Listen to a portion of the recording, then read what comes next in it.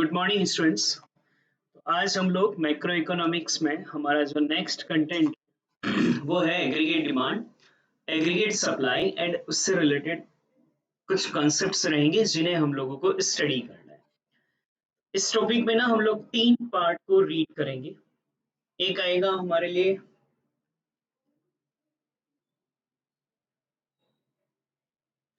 तीन टॉपिक अपने को स्टडी करना रहेगा, aggregate demand, aggregate supply and related concepts को। और सबसे पहला आता है सर एग्रीगेट डिमांड क्या होगा।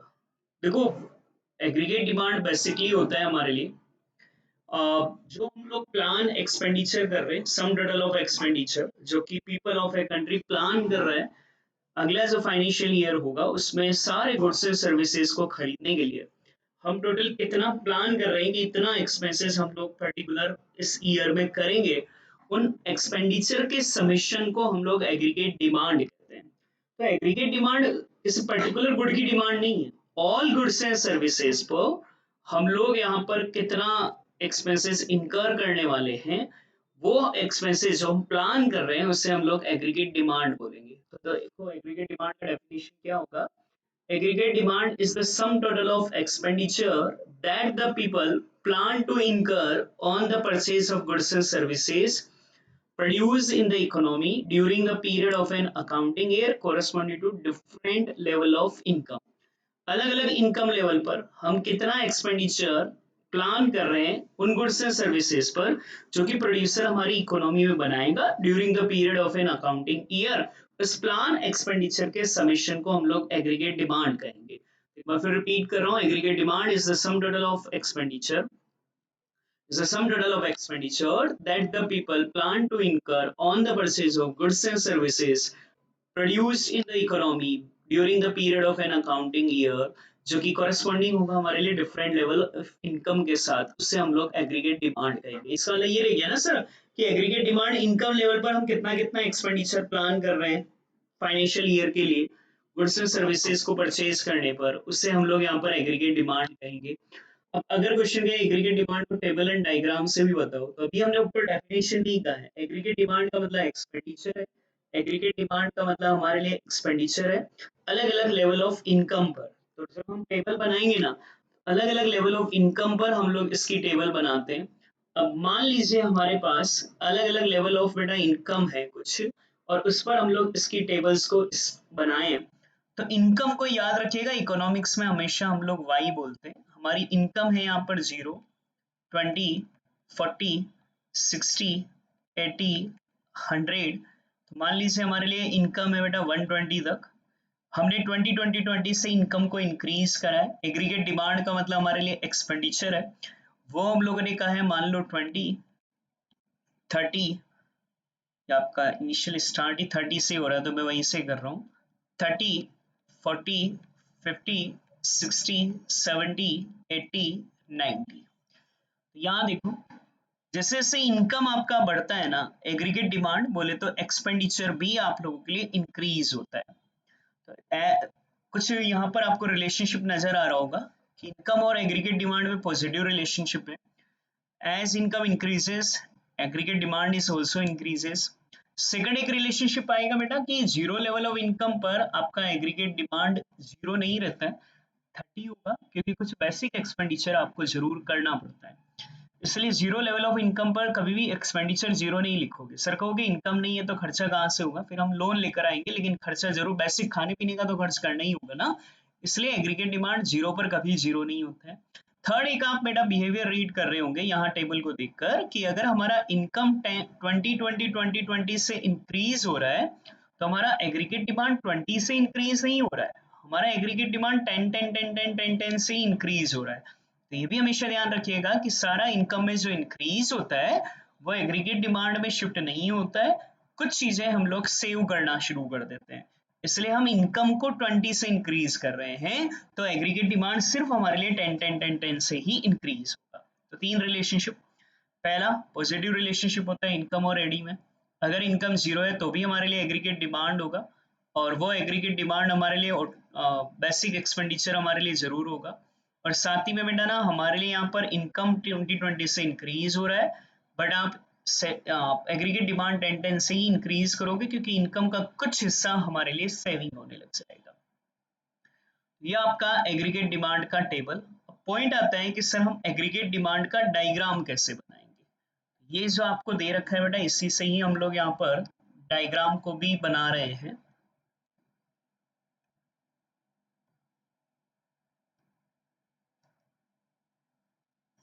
तो डायग्राम अगर हम लोग बनाएं, O X and O Y axis,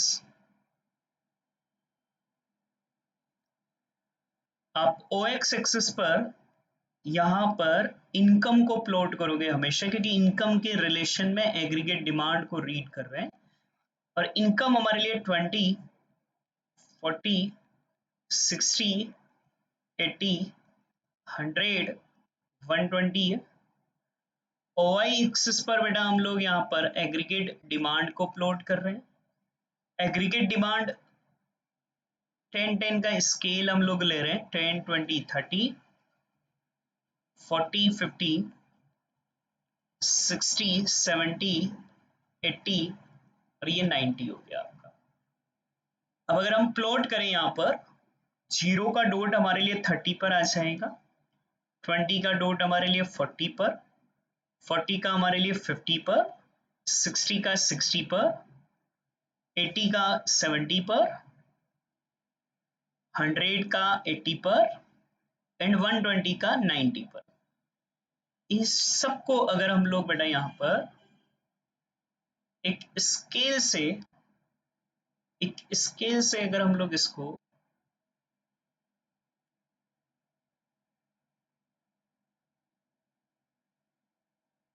ये आप लोगों के लिए एग्रीगेट डिमांड का एक लाइन बन जाएगा।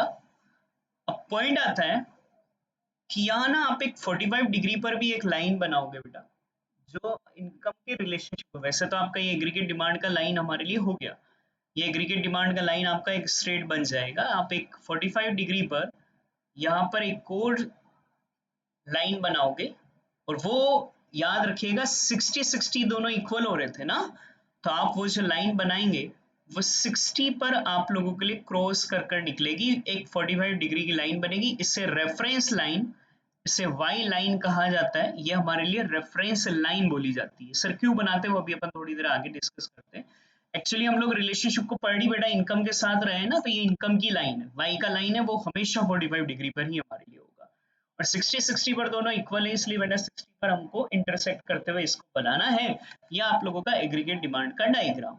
तो डायग्राम में आप लिख सकते हैं वाई एक्सिस पर इनकम है और वाई एक्सिस पर हमारे लिए एडी है, और ये एक डायग्रामेटिक रिलेशनशिप है जो एडी शेड्यूल का हमारे लिए प्रेजेंट करेगा, उसे हम एडी कर्व कह रहे हैं। फिर हम कहेंगे कि एडी जो है वो एग्रीगेट डिमांड लाइन है हमारे लिए, और ये लाइन स्टार्ट हो रही है 30 से, क्योंकि हमारा कुछ मिनिमम एक्सपेंडिचर जरूर होगा जब हमारा इनकम जीरो होगा। साथ ही में हम कह सकते हैं ना कि एडी हमारे लिए अपवर्ड स्लोपिंग लाइन है, क्योंकि हमारे लिए एडी और इनकम में एक पॉजिटिव रिलेशनशिप होता है। साथ ही में हमारे लिए एडी और इनकम बेटा इस ई पॉइंट पर इक्वल है। ये वो पॉइंट है जहाँ इनकम और सेविंग दोनों इक्वल है। इससे पहले वाले जो पार्ट है ना बेटा, ये वाला हिस्सा, ये वाला अगर हिस्सा आप लोग देखेंगे तो इस पॉइंट पर हमारा एक्सपेंडिचर ज्यादा है, एक्सपेंडिचर लाइन एडी लाइन ऊपर है स्टूडेंट्स और इनकम की लाइन नीचे है। ये वाले हमारे वो पॉइंट है जिसमें आपका इनकम ऊपर है और एडी की लाइन नीचे है। तो ई पॉइंट पर हमारा इक्विलिब्रियम पॉइंट होता है। उससे पहले वाले पॉइंट पर बेटा हमारे लिए एक्सपेंडिचर ज्यादा रहेगा, इनकम कम रहेगा। उसके बाद वाले पॉइंट पर आपका इनकम ज्यादा रहेगा और एक्सपेंडिचर कम रहेगा। यह आपका पूरा एग्रीगेट डिमांड बेटा। तो एग्रीगेट डिमांड क्या होता है? तो सर एग्रीगेट डिमांड हमारे लिए टोटल एक्सपेंडिचर है that the people plan to incur on the purchase of goods and services produced in the economy during the period of an accounting year corresponding to different level of income। AD schedule क्या होता है sir? तो AD schedule हमारे लिए एक ऐसा tabular presentation होता है जो आप लोगों के लिए डिफरेंट लेवल ऑफ इनकम पर एडी को शो करेगा। इनकम और एडी में पॉजिटिव रिलेशन होगा, जीरो पर भी एडी होगी बेसिक एक्सपेंडिचर की वजह से। जितना इनकम इंक्रीज होगा उतना एडी इंक्रीज नहीं होगा, क्योंकि कुछ पार्ट हम लोग सेविंग कर लेते हैं। इसको डायग्राम बनाओगे तो एडी की लाइन जीरो से थोड़ा ऊपर बनेगी क्योंकि बेसिक एक्सपेंडिचर भी होगा, और साथ ही में एक हमारे लिए वाई लाइन रेफरेंस लाइन भी बनेगी यहाँ पर। और ई पॉइंट से पहले आपका एक्सपेंडिचर ज्यादा होगा, इनकम कम होगा। ई पॉइंट के बाद आपका इनकम ज्यादा होगा और एक्सपेंडिचर कम होगा। तो स्टूडेंट्स अब हमारे पास एक नेक्स्ट टॉपिक आता है सर, और वो रहेगा हमारे लिए कंपोनेंट्स ऑफ एडी। तो कंपोनेंट्स ऑफ एडी ये सारा पैराग्राफ है नोट्स के अकॉर्डिंग, बट मैं आपको एक डायग्रामेटिक प्रेजेंटेशन पर ये पूरा कंपोनेंट्स लर्न करा रहा हूँ। ध्यान दीजिएगा क्या रहेगा हमारे लिए कंपोनेंट्स ऑफ एडी। बेसिकली जब आपको कंपोनेंट्स ऑफ एडी को रीड करना हो ना, तो हमारे लिए दो तरह की इकोनॉमिक में इसकी स्टडी की जाएगी। एक होगा हमारे लिए ओपन इकोनॉमी, और स्टूडेंट्स एक होगा हमारे लिए क्लोज्ड इकोनॉमी। दो तरह की इकोनॉमी होती है। जिस भी कंट्री में आप लोग स्टडी कर रहे हो एग्रीगेट डिमांड को, उस कंट्री के लिए ऑलवेज रिमेंबर रखो कि हमारे लिए दो तरह की इकोनॉमी के लिए हम लोग यहाँ पर स्टडी करेंगे। एक तो रहेगा हमारे लिए क्लोज्ड इकोनॉमी के लिए, और एक रहेगा हमारे लिए ओपन इकोनॉमी के लिए। जब आप क्लोज इकोनॉमी के लिए स्टडी करते हैं ना स्टूडेंट्स, अच्छा क्लोज इकोनॉमी उसको कहते हैं जिसमें हमारा रेस्ट ऑफ द वर्ल्ड के साथ कोई रिलेशनशिप ना हो। रेस्ट ऑफ द वर्ल्ड के साथ रिलेशनशिप नहीं होने का मतलब हमारी कंट्री में कोई इंपोर्ट एक्सपोर्ट नहीं होता है, तो उसे क्लोज इकोनॉमी कहते हैं। तो क्लोज इकोनॉमी में भी दो पार्टीशन होते हैं, या तो आपकी कंट्री में टू सेक्टर इकोनॉमी होगी, या आपकी कंट्री में थ्री सेक्टर इकोनॉमी होगी। अब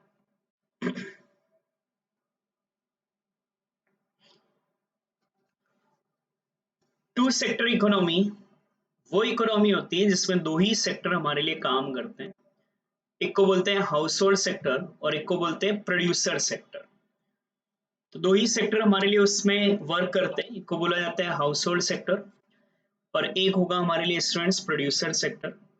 तो एक हो गया आपका हाउस होल्ड सेक्टर और एक हो गया हमारे लिए प्रोड्यूसर सेक्टर, उससे कहा जाता है two sector economy. Household sector जैसे लाइक कंज्यूमर हो गया, वो जो खर्च करते हैं ना उससे बोलते हैं कंजम्पशन एक्सपेंडिचर, और प्रोड्यूसर सेक्टर जो एक्सपेंसेस करते हैं उसको बोला जाता है इन्वेस्टमेंट एक्सपेंडिचर। तो दो टाइप के टू सेक्टर होते हैं, house hold sector and producer sector. House hold sector का एक्सपेंडिचर हमारे लिए कंजम्पशन एक्सपेंडिचर बोला जाता है, प्रोड्यूसर सेक्टर का एक्सपेंडिचर इन्वेस्टमेंट एक्सपेंडिचर होता है। इसलिए टू सेक्टर इकोनॉमी में हमारे लिए एग्रीगेट डिमांड का फॉर्मूला होता है सी प्लस आई। सी इंडिकेट करता है कंजम्पशन एक्सपेंडिचर को, दो ही तरह के, एडी का मतलब ही एक्सपेंडिचर है ना। अब हम कह रहे हैं एक्सपेंडिचर दो टाइप के ही होंगे, एक होगा कंजम्पशन एक्सपेंडिचर और एक होगा इन्वेस्टमेंट एक्सपेंडिचर। वही अगला होता है स्टूडेंट्स हमारे लिए three sector economy. Three sector economy में भी आपका हाउस होल्ड सेक्टर भी होगा, प्रोड्यूसर सेक्टर भी होगा, और एक नया सेक्टर और होता है जिसे बोला जाता है government sector. House hold sector के एक्सपेंडिचर को तो हम लोग कंजम्पशन एक्सपेंडिचर ही बोलते हैं, प्रोड्यूसर सेक्टर के एक्सपेंडिचर को हम लोग इन्वेस्टमेंट एक्सपेंडिचर ही बोलते हैं। जो गवर्नमेंट सेक्टर होता है ना, गवर्नमेंट दो टाइप के एक्सपेंडिचर करता है। गवर्नमेंट कंजम्पशन एक्सपेंडिचर भी करता है और गवर्नमेंट इन्वेस्टमेंट एक्सपेंडिचर भी करता है। कंजम्पशन एक्सपेंडिचर लाइक फ्री में एजुकेशन दे रहा है, फ्री में हेल्थ फैसिलिटी दे रहा है, फ्री में गेहूं दे रहा है, ये सब है कंजम्पशन एक्सपेंडिचर। और गवर्नमेंट का इन्वेस्टमेंट एक्सपेंडिचर हमारे लिए डैम बना रहा है, रोड बना रहा है, नई इंडस्ट्रीज ओपन कर रहा है, वो सब होगा हमारे लिए इन्वेस्टमेंट एक्सपेंडिचर। तो जो गवर्नमेंट का कंजम्पशन एक्सपेंडिचर एंड गवर्नमेंट का इन्वेस्टमेंट एक्सपेंडिचर दोनों मिलकर जी बोला जाता है। तो यहाँ तीन तरह के एक्सपेंडिचर हो गए, सी हो गया, आई हो गया, जी हो गया, इसलिए यहाँ aggregate demand is equal to हमारे लिए सी प्लस आई प्लस जी हो जाता है। तो देखो टू सेक्टर इकोनॉमी में तो एग्रीगेट डिमांड का फॉर्मूला सी प्लस आई होगा, थ्री सेक्टर इकोनॉमी में एडी का फॉर्मूला सी प्लस आई प्लस जी होगा, और वहीं अगला होता है बेटा हमारे लिए ओपन इकोनॉमी। ओपन इकोनॉमी में चार सेक्टर होते हैं। हाउस होल्ड सेक्टर होगा जो कि कंजम्पशन एक्सपेंडिचर करेगा जिसको हम सी बोलते हैं, प्रोड्यूसर सेक्टर होगा जिसको जो इन्वेस्टमेंट एक्सपेंडिचर करेगा उसे हम लोग आई बोलते हैं, गवर्नमेंट भी होगा जिसके खर्चों को हम लोग जी बोलेंगे, और एक एडिशनल सेक्टर होता है जिसे हम लोग रेस्ट ऑफ द वर्ल्ड कहते हैं। अब रेस्ट ऑफ द वर्ल्ड के साथ हम दो तरह के ट्रांजेक्शन्स करते हैं स्टूडेंट्स, हम लोग वहां एक्सपोर्ट भी करते हैं और हम लोग वहां इंपोर्ट भी करते हैं। एक्सपोर्ट को एक्स कहा जाता है, इंपोर्ट को आई का एम कहा जाता है, सॉरी। तो हमारे लिए ना रेस्ट ऑफ द वर्ल्ड के साथ जो रिलेशन होता है उसे x माइनस एम बोला जाता है, ये हमारे लिए नेट एक्सपोर्ट बोला जाता है। इस सिचुएशन में एडी का फॉर्मूला हमारे लिए C प्लस आई प्लस जी प्लस एक्स माइनस एम हो जाता है। ऑल ओवर एग्रीगेट डिमांड के अगर हमें कंपोनेंट स्टडी करने हो तो दो पार्टीशन होते हैं, या तो आप 2 सेक्टर इकोनॉमी के लिए स्टडी कर रहे हो या 3 सेक्टर इकोनॉमी के लिए स्टडी कर रहे हो। 2 सेक्टर इकोनॉमी के लिए बेटा हमारे लिए 2 सेक्टर होंगे, house hold sector and producer sector. तब एग्रीगेट डिमांड का फॉर्मूला C प्लस आई होगा। 3 सेक्टर इकोनॉमी के लिए स्टडी करोगे तो 3 सेक्टर होंगे, house hold sector, producer sector, government sector. तब हमारे लिए एग्रीगेट डिमांड का फॉर्मूला C प्लस आई प्लस जी होगा। और इनकेस अगर हम लोग यहाँ पर ओपन इकोनॉमी के लिए स्टडी कर रहे हैं तो एग्रीगेट डिमांड का फॉर्मूला हमारे लिए C प्लस आई प्लस जी प्लस एक्स माइनस एम हो जाएगा। इस पूरे टॉपिक में हमारा एक एजम्पशन रहेगा कि हम लोग स्टडी कर रहे हैं 2 सेक्टर इकोनॉमी के लिए, ये हमारा एजम्पशन रहेगा। तो हमें हमेशा ध्यान रखना, हम जो स्टडी करेंगे ना वो 2 सेक्टर इकोनॉमी के लिए, तो हमारा फॉर्मूला सिर्फ C प्लस आई बनेगा। Clear students? अभी हम एक टॉपिक और इस क्लास में कवर कर रहे हैं और वो रहेगा aggregate supply. If you remember aggregate demand को हमने कहा था plan expenditure, that the people of a country plan to purchase a goods and services produce in the economy ना during a period of financial year के लिए, वो हमारे लिए एग्रीगेट डिमांड था। तो एग्रीगेट सप्लाई का मतलब होता है aggregate production as planned by the producer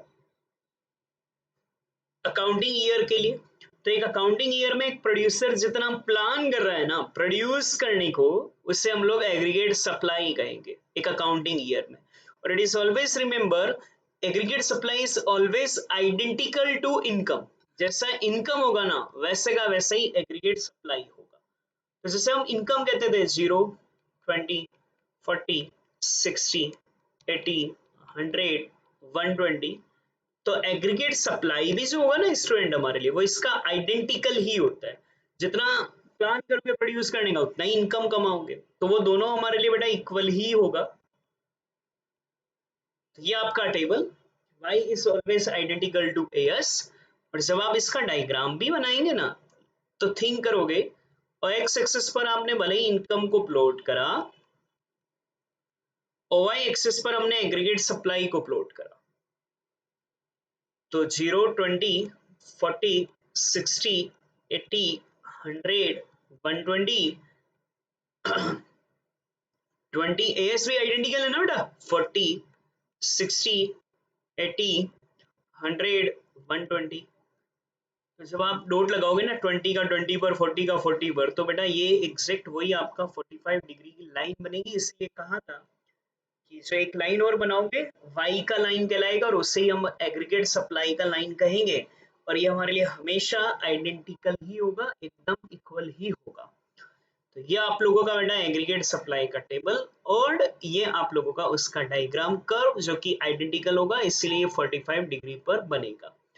तो स्टूडेंट्स आज की क्लास में हम लोगों ने एक तो एग्रीगेट डिमांड का मीनिंग रीड करा। एग्रीगेट डिमांड का मीनिंग रीड करने के बाद हमने एग्रीगेट डिमांड का टेबल, एग्रीगेट डिमांड का डायग्राम, एग्रीगेट डिमांड का कंपोनेंट, देन आफ्टर हमने एग्रीगेट सप्लाई का meaning, aggregate supply schedule, aggregate supply curve को रीड करा है।